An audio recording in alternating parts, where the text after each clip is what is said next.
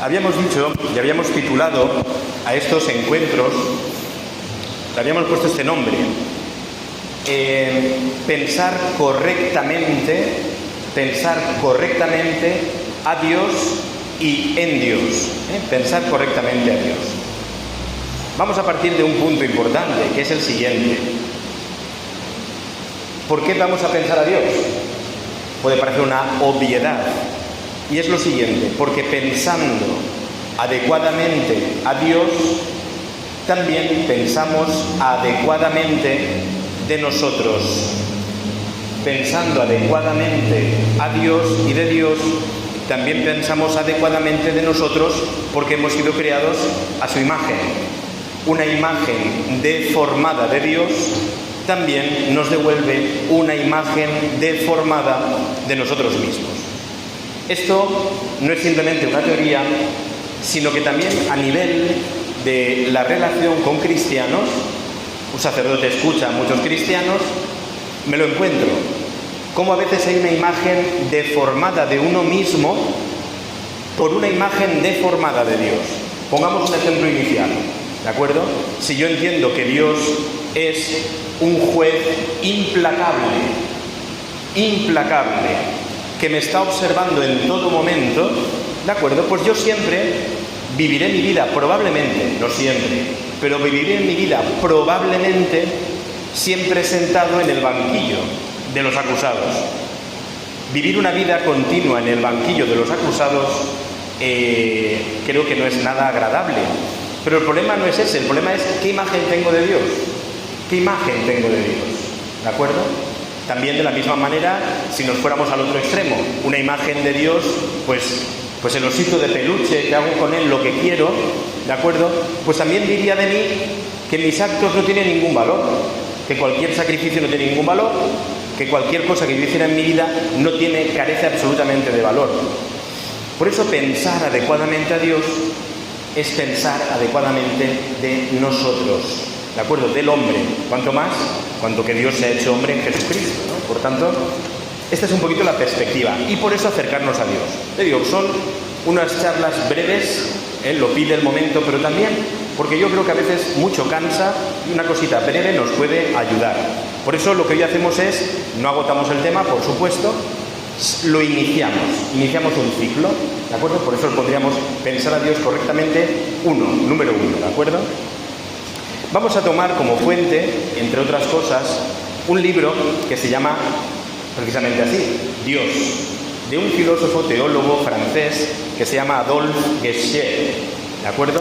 Él tiene un libro que se llama Dios, entre otros, y de aquí vamos a tomar algunas ideas en este tema. Bien, vamos a iniciar con una cosa que es muy importante, ¿de acuerdo? Cuando nosotros hablamos de Dios, del Dios revelado en Jesucristo, que conocemos por toda la tradición judeocristiana hasta nosotros, ¿de acuerdo? Hablamos de un Dios que utiliza, esto es muy importante, que utiliza la palabra. Vemos ya cómo le habla a Abraham, le llama, es palabra. La palabra, ¿de acuerdo?, es entre nosotros, es un principio de claridad. Cuando no entiendo algo le digo, explícate mejor, aclara tus palabras. La palabra va iluminando lo que uno quiere decir. Explícamelo mejor y así te entiendo mejor, ¿no? ¿De acuerdo? Es cierto que decíamos un día que la palabra está un tanto devaluada, pero la palabra, porque esté devaluada, el abuso no elimina el uso, porque se abuse mal de la palabra, no elimina que la palabra sea, ¿de acuerdo?, el principio de transparencia y de relación y de comunicación interna entre seres humanos. No pasa a veces, ¿verdad?, entre matrimonios, amigos, dicen, dime lo que te pasa, y tienes ahí al marido que no sabe decirlo, y la mujer, pero chico, dime qué te pasa, o viceversa, ¿de acuerdo? Bueno, pues porque la palabra aclara, sé lo que hay en tu interior, ¿no? Bueno, pues bien, la relación que Dios ha querido establecer con nosotros es una relación por la palabra, una relación clara, transparente. Dios no me va a engañar, Dios no se va a esconder. Fijaos y esta contraposición la vamos a hacer otras veces, los dioses de la mitología no eran dioses de la palabra, no eran dioses de la palabra, eran dioses de lo que se llama en la mitología los oráculos. Los oráculos eran oscuros. Era una frase que soltaba ahí el supuesto dios y tenía que venir alguien a interpretarlo con huesos ahí de animales o con lo que él... Los dioses de los mitos paganos no hablaban. Estaban siempre escondidos, porque si hablaban, eso era aproximarse demasiado a los hombres. Ellos permanecían escondidos. Dios siempre era lo que permanecía oculto, ¿de acuerdo? ¿Qué pasa? Que esos dioses quedaban relegados al ámbito de lo impersonal. Si a mí no me habla, ¿de acuerdo? Y yo no sé lo que quiere decirme, no le puedo pedir explicaciones. Siempre está por encima de mí. Yo tengo que acatar y punto. No puedo hacer nada más. Dios no es así. El Dios de la tradición judeocristiana hasta nosotros es otra historia. Es el Dios de la palabra. De Dios de la palabra. Dios no se esconde detrás de oráculos, sino que nos habla. Y mirad, vamos a decir una cosa que a lo mejor a alguno le sorprende. Pero si Dios es Dios de la palabra, así aparece en la Sagrada Escritura, significa que yo puedo entrar en diálogo con Él. Y si puedo entrar en diálogo con Él, significa que a lo mejor sus designios no son inexorables. Es decir, que en cierto modo yo puedo dialogar con Dios y cambiar la manera de que Dios tiene de actuar o de pensar en alguna circunstancia concreta. Cuidado, porque a veces tenemos una imagen de Dios pagana. El Dios que lo que hace es darme su decreto, además no muy claro, y yo tengo que callar y acatar. No ese es el Dios nuestro, Eso no es Dios. Dios se ha comprometido con su palabra. Y aparece así en muchas circunstancias de la Sagrada Escritura, ¿de acuerdo? Abraham va a hablar a Dios y le va a ablandar el corazón. Cuando Dios quiere hacer algunas cosas, así aparece en la Escritura, no porque sea malo, sino porque entra en diálogo, significa que puedo cambiar. Y así sucede con Abraham y con tantos personajes de la vida, y tantos personajes de la Biblia, perdón. La palabra, si Dios se hace palabra, en cierto modo se hace vulnerable a que le puedan cambiar el pensamiento. Si yo hablo con ustedes, ¿de acuerdo? Y ahora les digo, miren, vamos a pintar el templo de rojo. Si yo lo pongo como algo inexorable y no permito el diálogo, pues como que se hace y punto, y aquí miren ustedes. No, pero es que esto Dios no es así. Dios sería, oigan ustedes, ¿le parece bien? Dice un color un poco extraño, pero ¿le parece bien a ustedes que yo pintara el templo de rojo? Ya me vuelvo vulnerable. Cuando yo ofrezco mi palabra, ustedes pueden decirme, no, por esto, por esto, por esto, por esto y por esto. Dialogamos, discutimos, alguna vez podemos pelearnos, pero la palabra nos aproxima y puedo cambiar mi idea y decir, pues tienes razón. O puedo decir, bueno, lo pintamos de azul, pero te pongo un compromiso. ¿Tú te comprometes? La palabra nos relaciona y hace que broten realidades nuevas. Dios, el Dios bíblico, es el Dios de la palabra. Y por tanto, importante, sus decisiones no son irrevocables. Y uno puede llegar a ablandar a Dios. Cuidado con algunos pensamientos que circulan, ¿de acuerdo?, de una cierta llamada providencia, pero que en el fondo no estamos hablando de providencia. Estaríamos hablando del destino. Esto es así, me ha caído así y no puedo hacer nada. No. Esto no es así en el Dios bíblico. Ya digo, muchas veces se puede mezclar con el paganismo, ¿de acuerdo? En Dios, precisamente porque es el Dios que habla y que ofrece la palabra, La característica de esa palabra es que es un diálogo, es un intercambio, es un intercambio. Y miren la Sagrada Escritura, el Antiguo Testamento, incluso en camino de Sodoma y Gomorra, hay un diálogo de Abraham con Dios ablandándole, ¿de acuerdo? En Dios nada hay cristalizado de antemano. Es hermoso pensar la oración así, ¿eh? Es hermoso pensar la oración. No voy ante un rostro impasible, ante un Dios mudo que me mira y yo me callo. No, no, no. Dios, en cierto modo, cuando acudo a Él, me dice: ¿qué quieres? Me ofrece la palabra. Hoy en el Evangelio, Jesús resucitado, ¿qué hace con María Magdalena? María, la palabra. Y en la palabra ella se abre al resucitado. Es la palabra, ¿de acuerdo? Le pregunta primero: ¿qué buscas? ¿A quién estás buscando? ¿Por qué lloras? Esto es Jesús, este es Dios. No es: mire usted, aquí tiene los mandamientos, ¿sí o no? Si no, váyase por esa puerta. No, no. Hay un diálogo con Dios. Mi pregunta es si dialogamos con Dios o hacemos monólogos con Dios. Si hacemos monólogos, posiblemente no nos hayamos dado cuenta de que Dios no es así. A lo mejor creemos que no se cumplen las cosas que Dios nos dice y hacemos monólogos. No, no, Dios no es Dios de monólogos. Miren los salmos. Vayamos a los salmos. Cómo los orantes a Dios hasta se enfadan con Él. Hasta se enfadan. Miren a Job. Job, su diálogo con Dios es un enfado. Incluso a veces es un desafío. Es hasta una falta de respeto, podríamos decir. Porque Job empieza a cuestionar a Dios. Pero Dios deja que le hable. No nos calla y nos dicen: tú no entiendes nada. No, no. Dios deja que nuestra palabra le alcance. Tu palabra y la mía conmueve, toca a Dios. Toca a Dios. Dios no es impasible. Cuidado, vuelvo a decir, porque a veces tenemos una imagen de Dios impasible. ¿De acuerdo? No le afecta nada. No, no. Dios es impasible, pero en su amor. Lo que no cambia nunca de Dios es su amor. Dios es inmutable, dicen. Sí, sí, porque lo que no cambia nunca es su amor por ti. Lo que no cambia nunca es su compromiso de fidelidad contigo.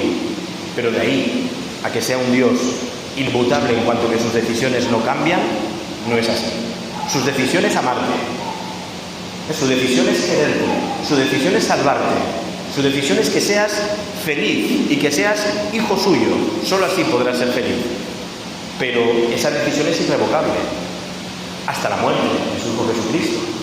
Bueno, seguimos un poquito más. Sí, dice este autor, el recurso a la palabra... ¿Se oye? ¿Se oye? Más o menos. Vamos terminando ya, ¿eh? No se preocupen. El recurso a la palabra supone que al ser humano no le toca simplemente recibir y aceptar sin más, sino que puede intervenir en el proceso de la palabra donde el resultado no está definido. Y fijaos, ¿por qué hace Dios esto? Porque nos respeta. Dios nos respeta. Si yo a ustedes le digo: señores, esto se va a hacer así y punto, yo no les respeto. De hecho, en el teatro y todo eso se le llama al público el respetable. Si yo actúo sin la palabra, yo no les respeto. Yo creo que ustedes son sujetos mudos de la acción de no sé quién, pero no les estoy respetando. Esta relación, dice este autor, es sin duda la que mejor manifiesta el infinito respeto de Dios por el ser humano. Dios no es el Dios del silencio, de la trampa, de la violencia o de la fuerza. Estos son los paganos. Estos son los dioses de la mitología griega, que son todos unos caprichosos. Es más bien son reflejos del hombre puesto en dioses. No, no. Dios encuentra al ser humano en un intercambio. Dios es claro. Háblame claro. Dios te habla claro. Señor, ¿tú cómo me amas? Mira, mi hijo, ahí lo tienes. Ahí lo tienes. Hasta la muerte.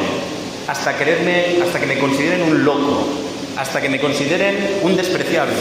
Porque te amo. Ahí lo tienes. Claridad absoluta. Si no te lo creías, le pongo hasta rostro, Jesucristo, hasta historia, Jerusalén en el siglo I, Galilea en el siglo I. Le pongo rostro, le pongo vida, ahí está mi amor por ti, ¿no? Dios es claro. Segundo, y con esto terminamos y seguiremos, para el que quiera. A lo mejor la semana que viene vuelvo aquí, Gustavo, y no hay nadie. Pues si no hay nadie, pues hablaré yo solo, ¿de acuerdo? No pasa nada. Pero un segundo punto importante. Miren ustedes, un Dios que habla es un Dios al que uno puede comprender. Yo escuchaba a mi madre y a mi padre pelearse a veces. Es que no hay quien te entienda. Es que si no me hablas, como decía antes, no te entiendo. Bueno, pues Dios es un Dios al que, como me ha hablado, yo puedo comprender. ¿De acuerdo? Puedo comprender. No es así, Zeus, el de los griegos, no es así. ¿De acuerdo? No son los acertijos. Si ustedes miran la mitología, eran acertijos. A ver si lo descubres, a ver si te enteras. Y si no, siempre va a salir ganando Dios. Esto no es así, ¿de acuerdo? La norma del Señor, dice el Salmo, es límpida, es clara, es transparente, da luz a los ojos. Es cierto que a veces podemos decir, lo hemos visto estas semanas en la misa del domingo, Jesús habla en parábolas. Y las parábolas no siempre se entienden. Pero la parábola no es un acertijo. De hecho, él dice que la parábola la explica luego a sus discípulos. No es un acertijo. No. La parábola lo que quiere ser, ¿de acuerdo?, es una invitación a yo entrar en el corazón de Jesús a ver qué me quiere decir. La parábola es porque hay algo tan hondo que se me quiere decir que no se comprende simplemente con una idea. Mira, el reino de Dios es como una semilla. ¡Hala, ya está! No.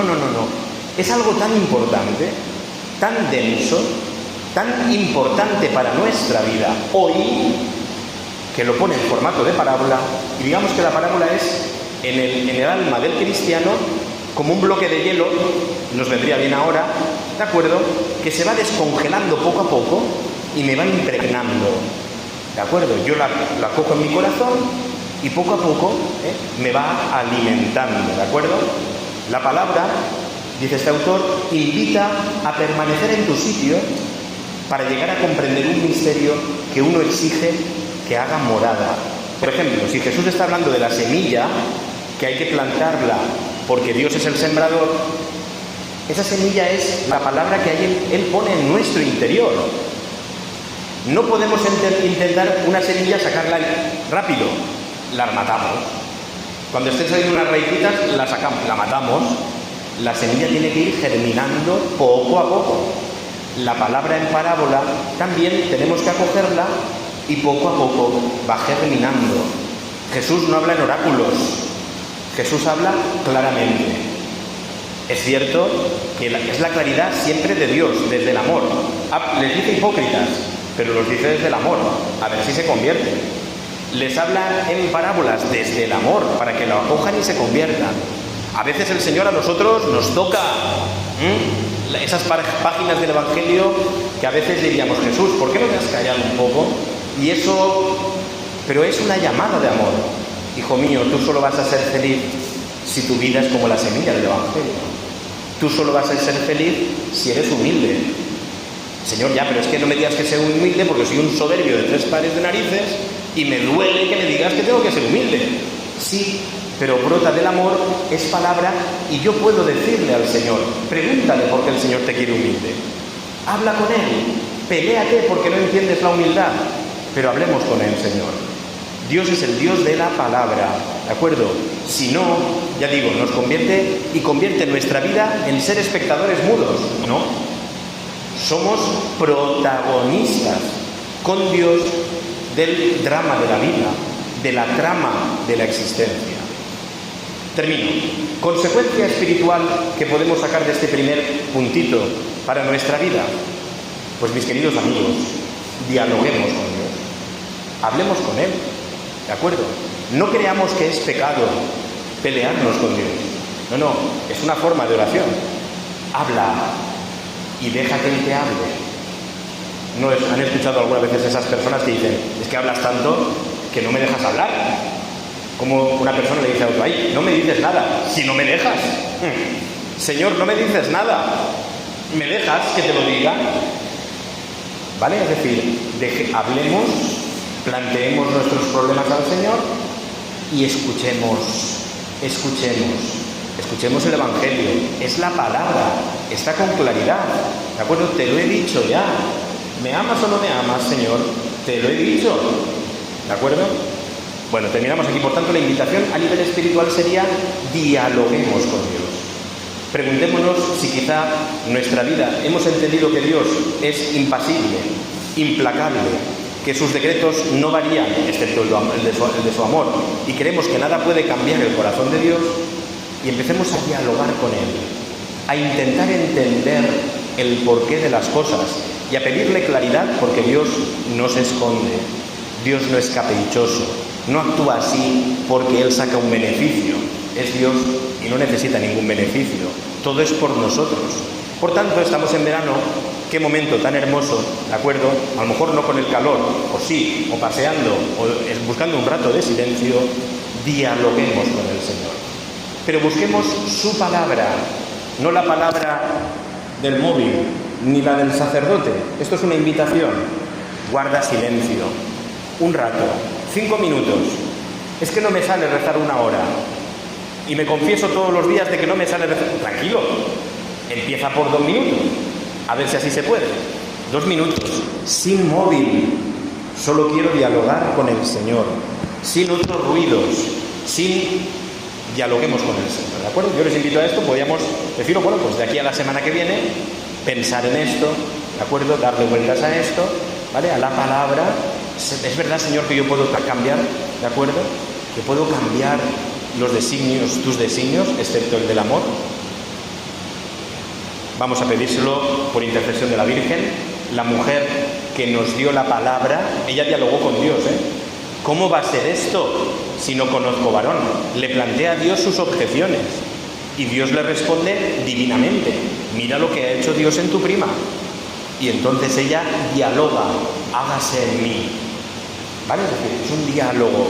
Planteemos a Dios el diálogo, planteémoslo al Señor. Que la Santísima Virgen, por tanto, la mujer que nos dio la palabra y la mujer de la palabra, nos enseñe, como una madre que enseña a hablar a su hijo, que también nos enseñe a hablar con Dios adecuadamente. ¿De acuerdo? Iremos descubriendo rostros de Dios que a lo mejor desconocemos, o de nosotros mismos, que a lo mejor no nos callamos nunca, nos cuesta el silencio, o creemos que Dios ha dejado de ser un padre, a lo mejor para ser simplemente una pared inexpugnable, ¿de acuerdo?, ante la que no puedo hacer absolutamente nada. No tengamos un pobre concepto de Dios, y la idea es intentar ampliarlo y profundizar en él. Rezamos a la Virgen. Dios te salve María, llena eres de gracia, el Señor es contigo. Bendita tú eres entre todas las mujeres, y bendito es el fruto de tu vientre, Jesús. Santa María, Madre de Dios, ruega por nosotros pecadores, ahora y en la hora de nuestra muerte. En nombre del Padre, y del Hijo, y del Espíritu Santo. Amén.